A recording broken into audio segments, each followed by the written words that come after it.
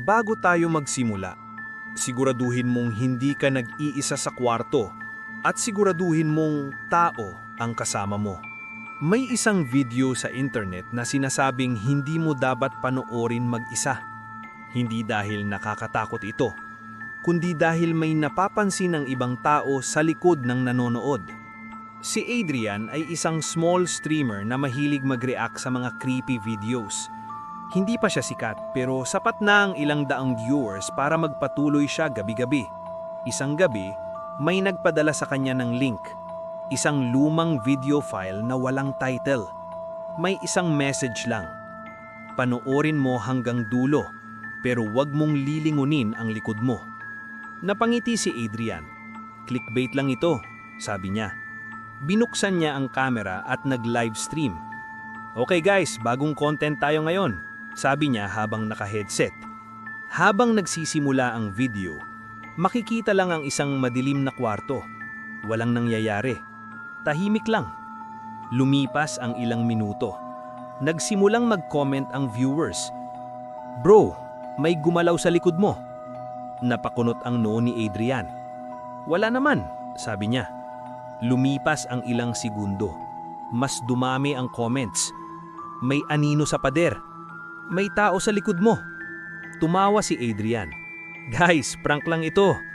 Pero habang nagpapatuloy ang video, napansin ng viewers na may isang maitim na anino na nakatayo sa likod ng upuan niya. Hindi ito gumagalaw. Nakatayo lang. Hindi ito napapansin ni Adrian hanggang may isang viewer na nag-comment, "Tignan mo ang monitor mo." Dahan-dahang tumingin si Adrian sa monitor at doon niya nakita. Sa camera feed, may isang taong nakatayo sa likod niya. Matangkad, hindi gumagalaw, parang hindi humihinga. Napatingin siya sa paligid niya. Wala siyang maramdaman, walang presensya, walang tunog. Unti-unti siyang tumayo. Tahimik ang kwarto at nang lingunin niya ang likod niya, walang tao. Pero sa camera, nandun pa rin ang anino. At sa huling frame ng video, lumapit ito sa camera at may bumulong sa mikropono. Salamat sa paglingon mo. Biglang nag-freeze ang stream. Nag-black ang screen. Akala ni Adrian tapos na. Pero pagkatapos ng ilang segundo, bumalik ang video.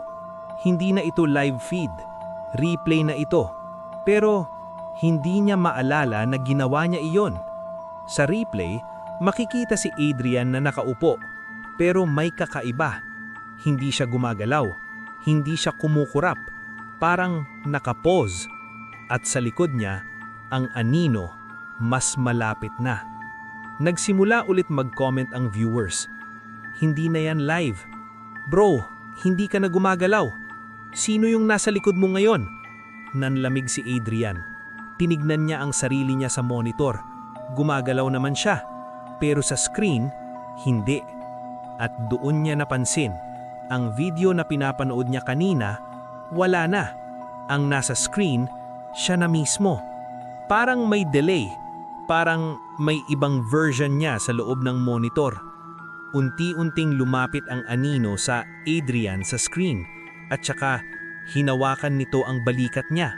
Sa totoong buhay, may naramdaman si Adrian, isang malamig na kamay, dahan-dahan sa likod niya. Hindi siya lumingon, hindi na. Nanginginig siya, pero sa monitor, ang Adrian sa loob ng screen, dahan-dahang ngumiti. Hindi niya ginagawa iyon, hindi niya kontrolado. Biglang nagsalita ang Adrian sa monitor, pero hindi gumagalaw ang bibig niya sa totoong buhay. Ikaw na ang susunod. Biglang nawalan ng signal ang stream. Nawala si Adrian. Walang update, walang post, walang kahit ano. Pero matapos ng ilang araw, may bagong video na lumabas sa internet. Walang title, walang uploader, parehong format, madilim na kwarto, tahimik. At sa dulo ng video, makikita sa camera isang lalaking nakaupo. Hindi gumagalaw, hindi kumukurap, at sa likod niya may anino. At kung mapapansin mong mabuti, ang mukha ng lalaking iyon, kamukha mo. Kung ikaw ang nasa sitwasyon ni Adrian, lilingon ka ba sa likod mo?